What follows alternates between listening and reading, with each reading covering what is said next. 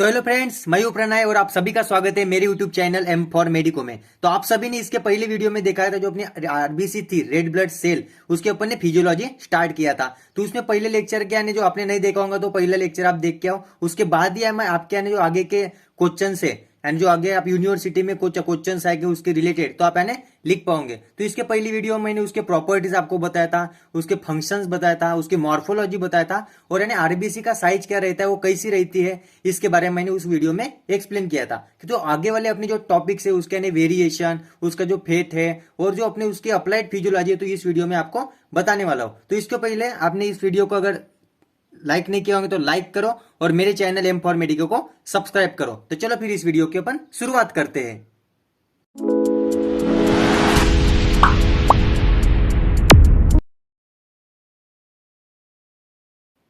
तो आज अपन देखने वाले fate of the red blood cell. तो आप बोलोगे कि सर यानी फेथ यानी क्या होता है। तो देखो, जो अपनी आरबीसी थी उसका लाइफ स्पैन कितना था, 120 डेज का था।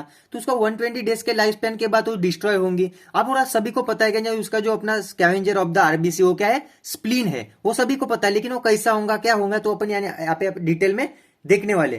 तो देखो, मैं यानी जो आपको नोट्स देता हूँ यानी वो पॉइंट वाइज यानी मैं आपके लिए लिख कर देता हूँ। तो ये आपको यूनिवर्सिटी में वैसे यानी पाई चार्ट निकल कर लिख कर आना पड़ेगा, तभी जाना फिजियोलॉजी में आपको अच्छे मार्क कवर होंगे। तो अभी अपन शुरू करते हैं fate of the red blood cell.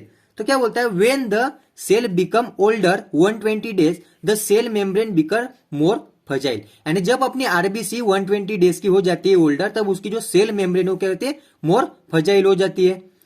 Diameter of the capillaries is less और equal to the red blood cell. यानी क्या बोलते हैं, जो डायमीटर है काय की अपने कैपिलरीज की, यानी जो ब्लड वेसल है उसकी कैपिलरी की, यानी वो सेल मेम्ब्रेन के, आरबीसी के सेल मेम्ब्रेन के वो एक तो कम हो जाएंगे यार, इक्वल रहेंगी उसकी कैपिलरी की डायमीटर।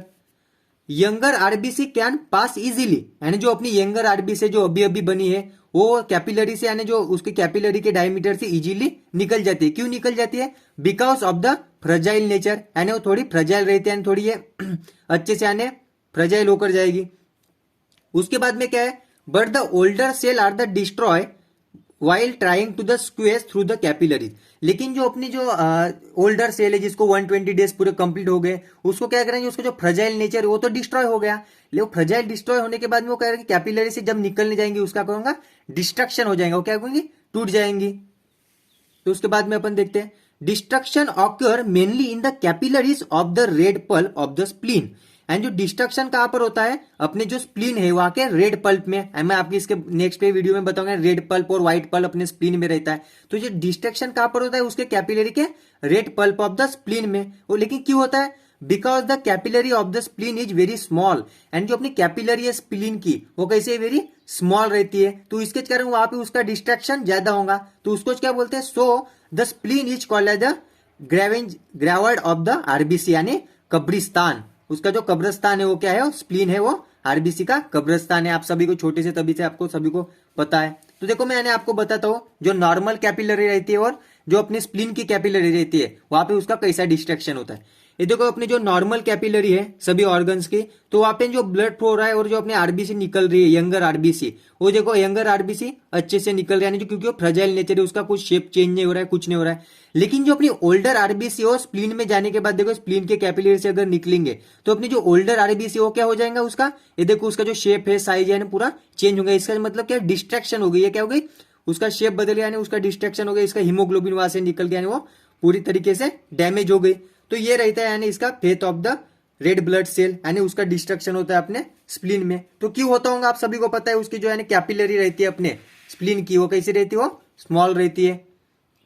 उसके बाद में अपन नेक्स्ट पॉइंट देखेंगे, haemoglobin is degenerated into iron, globin and porphyrin. अब देखो यहाँ पे उसका डिस्ट्रक्शन हुआ है तो वहां पे हीमोग्लोबिन निकलेगा, तो उसमें वो हीमोग्लोबिन काय में कन्वर्ट होता है, आयरन में, ग्लोबिन प्रोटीन में और पोरफायरिन रिंग में उसका डिस्ट्रक्शन होता है हीमोग्लोबिन का।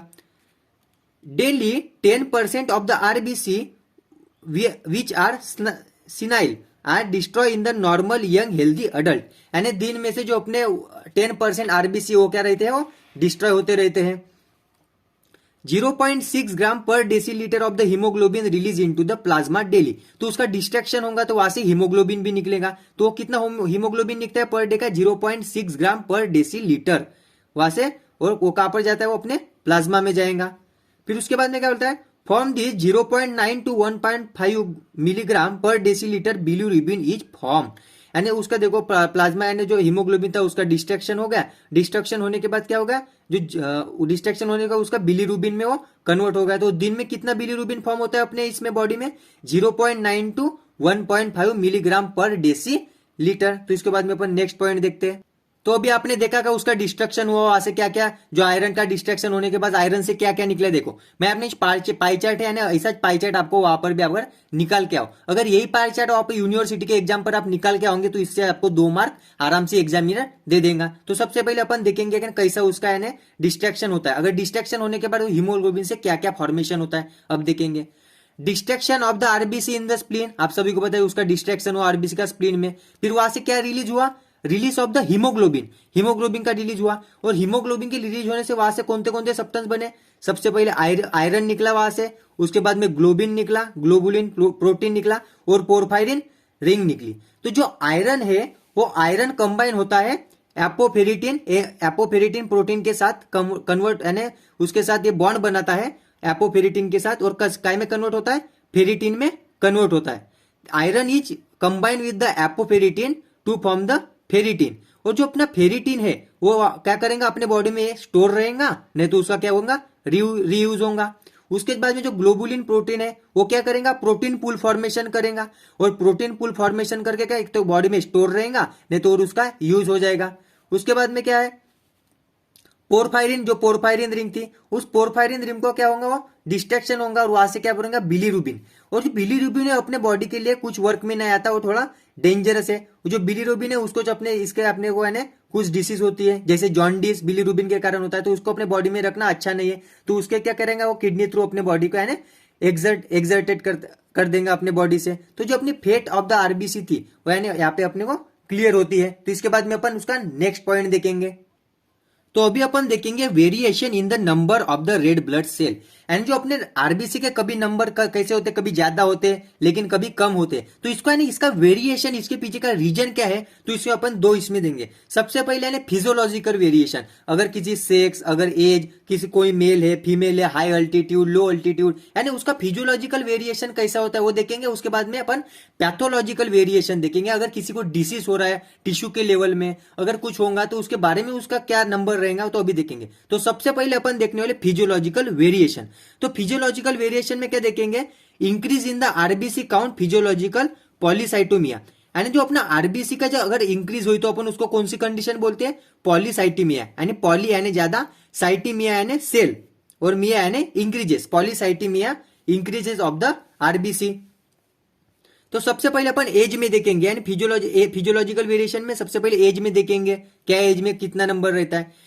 At the birth the RBC count is 8 to 10 million per cubic mm of the blood. The count decrease with the 10 days. यानी जब अगर एक आदि बर्थ हो रही है, एक छोटे से बच्चे की अगर बर्थ हो रही है, तो उसमें आरबीसी का काउंट हो कैसा ज्यादा रहेगा, कितना रहेगा, 8 to 10 मिलियन पर cubic mm of the blood. लेकिन कुछ दिन बाद उसका क्या होगा, उसका 10 डेज बाद धीरे धीरे वो डिक्रीज हो जाएगा। क्यों, due to the destruction of RBC causing the physiological jaundice in the newborn babies.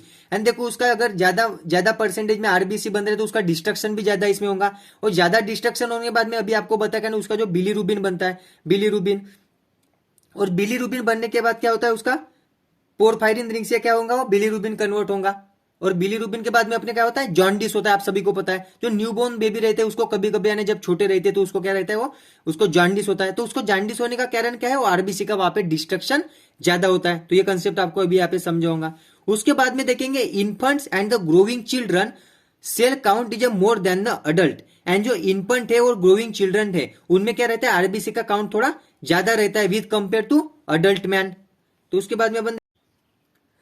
बाद में अपन नेक्स्ट पॉइंट देखेंगे, उसका जो वेरिएशन इन सेक्स, यानी जो मेल और फीमेल में उसका वेरिएशन कैसा रहता है। तो उसके पॉइंट में देखेंगे, before puberty and after menopause in the female the RBC count similar to that in male. यानी क्या बोलता है, जो प्यूबर्टी के पहले और मिनोपॉज के बाद जो फीमेल में आरबीसी का काउंट रहता है वो सेम रहता है, यानी मेल के जैसा रहता है, उनका काउंट में कुछ डिफरेंस नहीं रहता। During the reproductive period female count less than the male, जब उसका जो रिप्रोडक्टिव पीरियड शुरू होता है फीमेल का, तो जब मेंस्ट्रुअल साइकिल शुरू होंगे, उसको पीरियड्स आना शुरू होंगे, तो उसका जो नंबर कैसा रहेगा, वो डिक्रीज हो जाएगा फीमेल में, इस कंपेयर में कितने उसके वाले मेल के कंपेयर में। उसके बाद में देखेंगे अपन हाई अल्टीट्यूड में, हाई अल्टीट्यूड आप सबको पता है, हाई अल्टीट्यूड में जाने के बाद क्या होगा, ऑक्सीजन है वो कम हो मिलेगा, तो कम मिलने के बाद वहां पे आरबीसी का जो अपना उसको आरबीसी को ज्यादा बनना पड़ेगा, क्योंकि ऑक्सीजन ज्यादा लेकर जाना पड़ेगा की तरफ, लंग्स की तरफ। तो देखो increase in the RBC count of the more than 7 million पर cubic mm of the blood, यानी हाई अल्टीट्यूड पर क्या होता है, आरबीसी का काउंट ज्यादा रहता है ड्यू टू द हाइपोक्सिया, यानी ऑक्सीजन की कम रहने के कारण। उसके बाद में अपन देखेंगे muscular exercise, there is a temporary increase in RBC count after the exercise, and जब हम एक्सरसाइज करेंगे उसके लिए टेम्पररी कुछ देर टाइम के लिए आरबीसी का काउंट क्या होगा, इंक्रीज होगा। क्यों होगा, is due to the mild hypoxia and contraction of the spleen, यानी कुछ टाइम के लिए वहां पे क्या होगा, हाइपोक्सिया होगा और कॉन्ट्रैक्शन ऑफ द स्प्लीन बढ़ेगा, तो कॉन्ट्रैक्शन ऑफ द स्प्लीन बढ़ेगा तो आरबीसी का फॉर्मेशन भी बढ़ेगा। तो इसको है ना अभी देखेंगे क्या, पाई चार्ट मैं बनाऊ पाई चार्ट, वो पाई चार्ट के हिसाब से आपको मैं समझा के बताता हूं। तो आप देखो यहाँ पर हाई अल्टीट्यूड जहाँ पे ऑक्सीजन का थोड़ा परसेंटेज कम रहता है, तो उसके कारण क्या हुआ, वहां पर हाइपोक्सिया हुआ, और हाइपोक्सिया होने के बाद वो किसने हाइपोक्सिया हुआ, तो ऑक्सीजन की डिफिशियंसी है, तो क्या स्टिमुलेशन ऑफ द किडनी की तरफ स्टिमुलेशन गया, और किडनी की तरफ वो जैसा स्टिमुलेशन गया तो किडनी में एक हार्मोन रहता है, वह उसको बोलते हैं अपन इरिथ्रोपोएटिन। तो ये इरिथ्रोपोएटिन हार्मोन कहां से प्रोडक्शन होता है, उसका किडनी से होता है, उसका इरिथ्रोपोएटिन, वहां पे इरिथ्रोपोएटिन है काय का फॉर्मेशन करेगा, आरबीसी का फॉर्मेशन के लिए कारण वर्क में आएगा। तो ये क्या करेगा, इरिथ्रोपोएटिन स्टिमुलेट करेगा बोन मैरो को, और बोन मैरो का कौन सा वर्क है, आरबीसी का फॉर्मेशन करना। तो ये क्या करेगा, स्टिमुलेट करेगा बोन मैरो का for the production of the RBC. तो यानी जो ऐसी साइकिल है वैसी साइकिल चलेंगे हाई अल्टीट्यूड में, और आरबीसी का प्रोडक्शन सबसे ज्यादा होगा। वैसे ही जो अपने इमोशनल कंडीशन है और मस्कुलर एक्सरसाइज है, उसके कुछ परसेंटेज कुछ टाइम के लिए वहां पर भी आने हाइपोक्सिया आता है, तो कैसे आता है वो पाई चार्ट के हिसाब से, लेकिन आपको ऐसे ही सेम यूनिवर्सिटी में यानी पाई चार्ट निकल कर आना पड़ेगा, यानी कंसेप्ट जो है ना क्लियर होना चाहिए, और अब जो एग्जामिनर है उसको यानी थोड़े छोटे पॉइंट में ज्यादा कुछ समझाना है आपको, तभी जाने जो एग्जामिनर अच्छे मार्क आपको दे देगा। Emotional conditions and the muscular exercise हुई, इमोशनल कंडीशंस हुए कुछ और मस्कुलर एक्सरसाइज है, उसके कारण क्या हो, इंक्रीज द सिंपैथेटिक एक्टिविटी, यानी क्या हुआ, अपनी बॉडी की जो सिंपैथेटिक एक्टिविटी किसका सिक्रीशन बढ़ाती है, अपनी सिंपैथेटिक एक्टिविटी जो पैरासिम्पैथेटिक थे वो क्या है कम करती है, तो उसके कारण क्या हुआ, increase the secretion of the adrenaline, जो अपनी एड्रीनल ग्लैंड है वहां से हार्मोन सिक्रीट होता है, कौन सा, एड्रीनलिन, और एड्रीनलिन का सिक्रीशन होने से क्या हुआ, कॉन्ट्रैक्शन किया, काय का कॉन्ट्रैक्शन, स्प्लीन का कॉन्ट्रैक्शन किया, और स्प्लीन का कॉन्ट्रैक्शन करने से होगा उसके कैपिलरी से क्या निकलेंगे, रिलीज ऑफ द आरबीसी। ऐसा है वो, या जब मस्कुलर अपन एक्सरसाइज करेंगे और इमोशनल कंडीशन करें तो कुछ देर के लिए वहां पे आरबीसी का ऐसा प्रोडक्शन होगा। तो ये जो पाई चार्ट है मैंने आपको समझा के बताऊं, तो है ना ऐसे आपको यूनिवर्सिटी में लिख कर आना है। तो देखो जानो इमोशनल कंडीशन में उसके फिजियोलॉजी वेरिएशन कहते हैं, RBC count increase due to the emotional condition, यानी इमोशनल कंडीशन है तो आरबीसी का काउंट बढ़ता है, जैसे आपको पाई चार्ट में अभी बताया था। उसके बाद increase the environmental temperature, and जो अपना बाहर का एटमॉस्फेयर का टेम्परेचर अगर इंक्रीज हुआ तो increase of the RBC count. अब बोलेंगे सर यानी जो आरबीसी काउंट है, एक्सटर्नल एनवायरमेंट अगर बढ़ गया तो उसका यानी क्यों आरबीसी का प्रोडक्शन ज्यादा होगा, तो देखो अगर अपना बॉडी का जो आउटर यानी एनवायरमेंट अगर इंक्रीज हो गया तो अपने जो बॉडी के मेटाबॉलिक रिएक्शन है, मेटाबॉलिक रिएक्शन भी क्या हो जाएंगे, इंक्रीज हो जाएंगे, और ज्यादा इंक्रीज होने के बाद वहां पे ऑक्सीजन की परसेंटेज क्या लगेगा, ज्यादा लगेगा, तो वहां पे प्रोडक्शन ऑफ द आरबीसी भी ज्यादा रहेगा। तो इसके पीछे का ये कंसेप्ट है। आफ्टर मील यानी खाना खाने के बाद क्या होगा, क्या बोलता है, slight increasing the RBC count, यानी क्या होगा, स्लाइट थोड़ा आरबीसी का काउंट थोड़ा बढ़ेगा, क्यों बढ़ेगा, लेकिन वहां पे भी because of the need of the more oxygen for the metabolic activities, अपन ने जो खाना खाया उसमें कुछ मेटाबॉलिक एक्टिविटी रहेगा, कुछ रहेंगे तो उसको ऑक्सीजन लगेगा, तो ऑक्सीजन का मिलेगा फिर अपना आरबीसी के थ्रू मिलेगा, तो उसका प्रोडक्शन भी यानी बढ़ाना पड़ेगा। तो ये जो फिजियोलॉजिकल वेरिएशन थे जहाँ पे आरबीसी का यानी नंबर इंक्रीज होता है, तो यानी आप सभी को यानी समझाऊंगा। उसके बाद में अपन देखते हैं तो अभी अपन देखते हैं जो अपनी आरबीसी का काउंट है वो अभी कभी डिक्रीज होता है, अभी जो इसके पहले देखा कि आरबीसी का काउंट कौन से केस में फिजियोलॉजिकल वेरिएशन में इंक्रीज होता है, तो उसके बाद में अपन देखें आरबीसी का काउंट फिजियोलॉजिकल वेरिएशन में कब कम होता है। तो जब हाई बैरोमेट्रिक प्रेशर, अब बोलोगे सर क्या हाई बैरोमेट्रिक प्रेशर यानी क्या? देखो जब अपन समंदर में रहता है तो अपने जो वाटर का जो प्रेशर है, जो डीप सी लेवल रहती है, वहां पे क्या करता है, बाहर से अपने बॉडी पर यानी प्रेशर लगता है, तो उसके कारण क्या है, अपने आरबीसी का जो आरबीसी का परसेंटेज है वो क्या रहेगा, थोड़ा कम रहेगा। तो यानी वो कैसा रहेगा, देखो high oxygen tension of the blood क्यों रहेगा, जो high oxygen tension of the blood क्या रहेगा, ज्यादा रहेगा, tension of the oxygen tension, उसके कारण क्या रहेगा, अपना आरबीसी का जो काउंट है अपने ब्लड में कम रहेगा। ड्यूरिंग स्लीप, अब बोलेंगे स्लीप में कैसा, देखो अपन जब सोए रहते हैं अपने बॉडी में कुछ एक्टिविटीज नहीं रहता है, तो एक्टिव से metabolic activities of the body is slow down, तो उसके कारण क्या रहेगा, अपने को जब एक्टिविटीज चलने रहेगा तो अपने कुछ वहां पे ऑक्सीजन भी नहीं लगेगा, और ऑक्सीजन नहीं लगेगा तो अपने जो आरबीसी का प्रोडक्शन वो भी नॉर्मल रहेगा।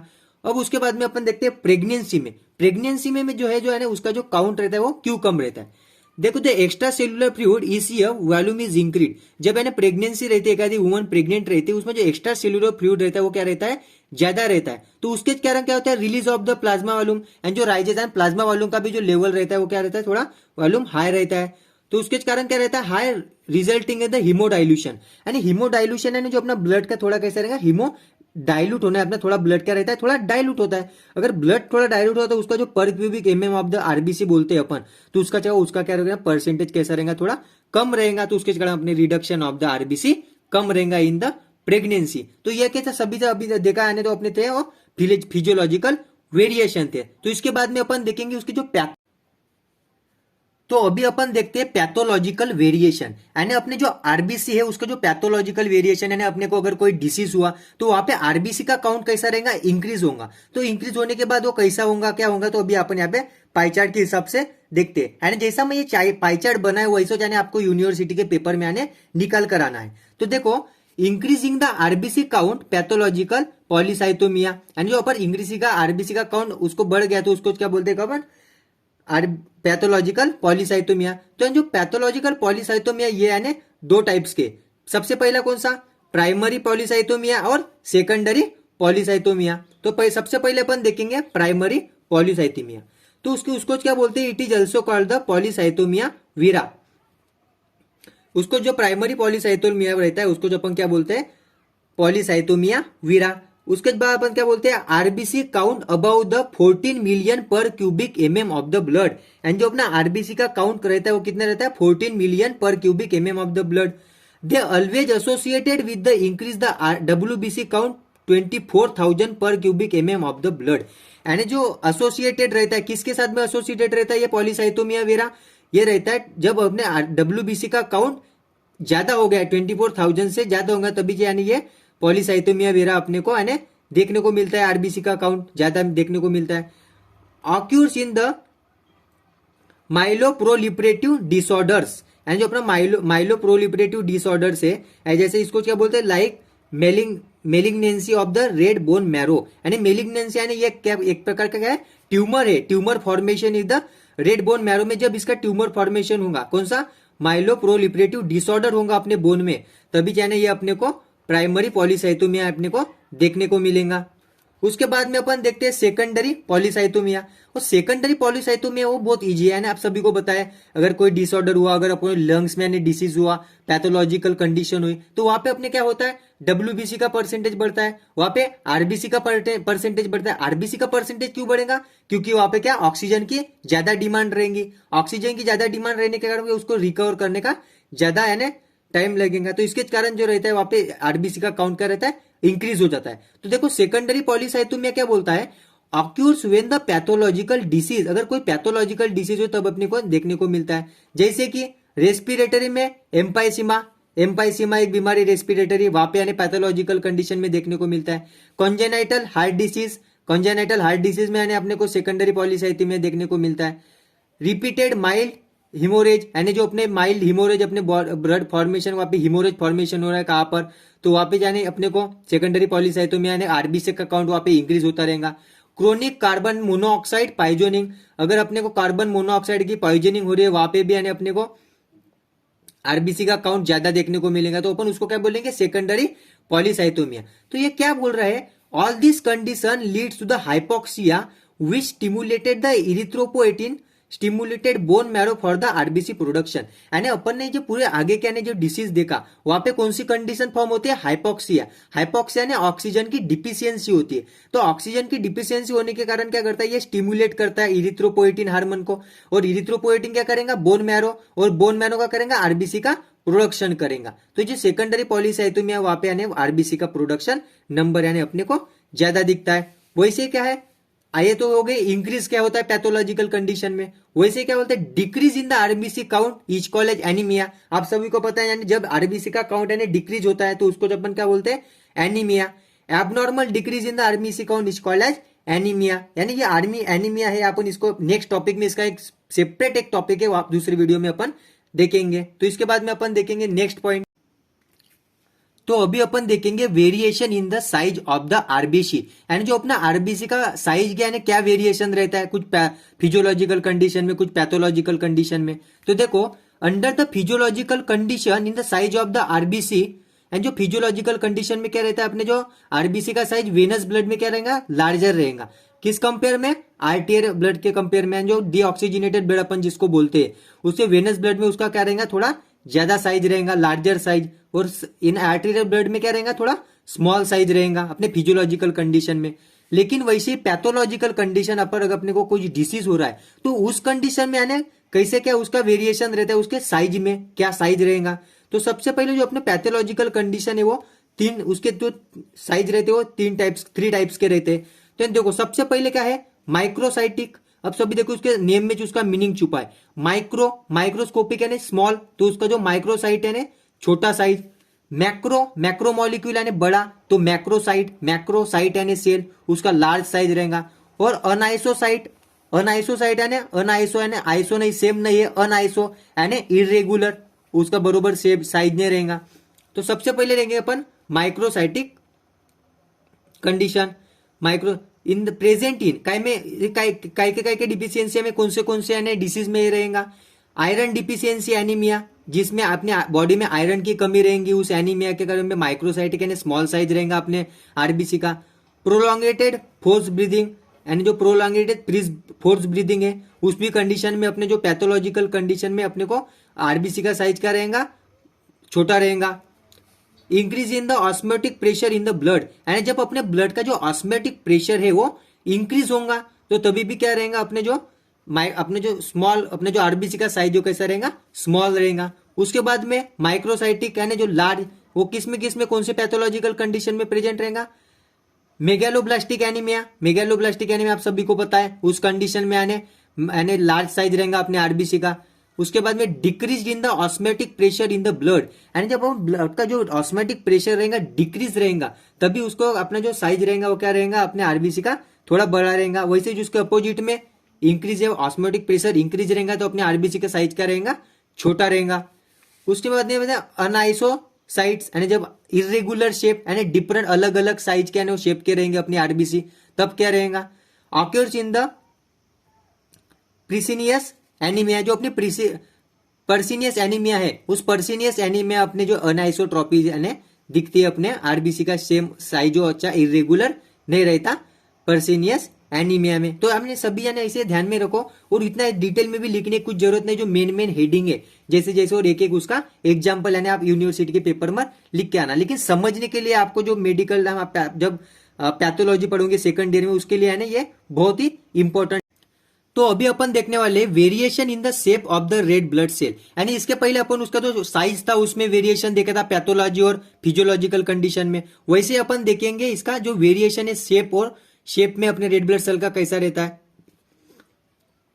क्रीनेशन यानी क्या होता है, shrinkage in the hypertonic condition, यानी अगर अपने ब्लड का कुछ हाइपरटोनिक कंडीशन हो रही है तो अपने जो आरबीसी का जो शेप है वो कैसा हो जाएगा, श्रिंक हो जाएगा, यानी छोटा हो जाएगा। श्रिंकेज यानी छोटा होना, तो उसको कौन सी कंडीशन बोलते हैं, क्रीनेशन बोलते हैं। उसके बाद में स्पीरोसाइटोसिस, इसके पहले वीडियो में आपको बोला था स्पीरोसाइटोसिस, यानी उसका जो आरबीसी का साइज रहेगा वो कैसा रहेगा, वो ग्लोबुलर स्पीयर जैसे रहेगा। वो काय पर रहेगा, हाइपोटोनिक कंडीशन में, जब हाइपोटोनिक कंडीशन आएंगी तब।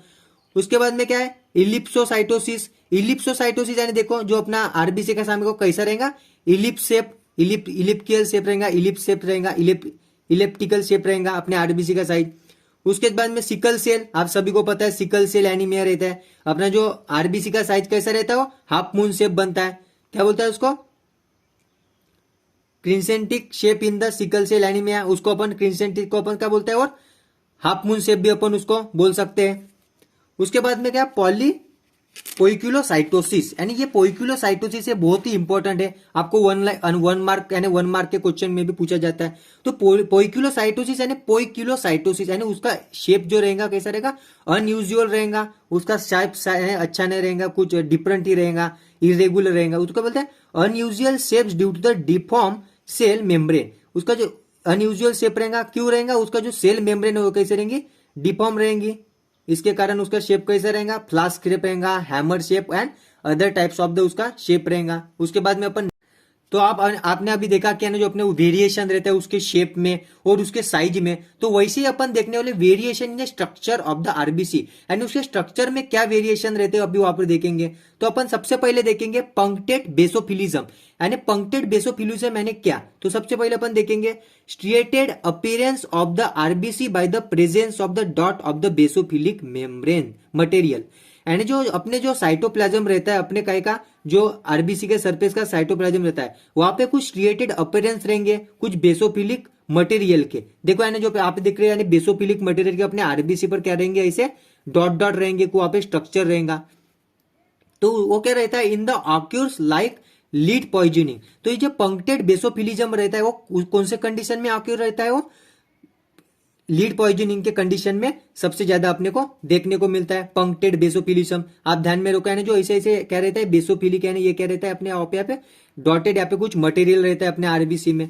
उसके बाद क्या रहता है, ring in the red blood cell, and ring इसके मीनिंग में देखो, यानी रिंग यानी कुछ रिंग फॉर्मेशन होते होंगे अपने आरबीसी के इस पर उसके स्ट्रक्चर में।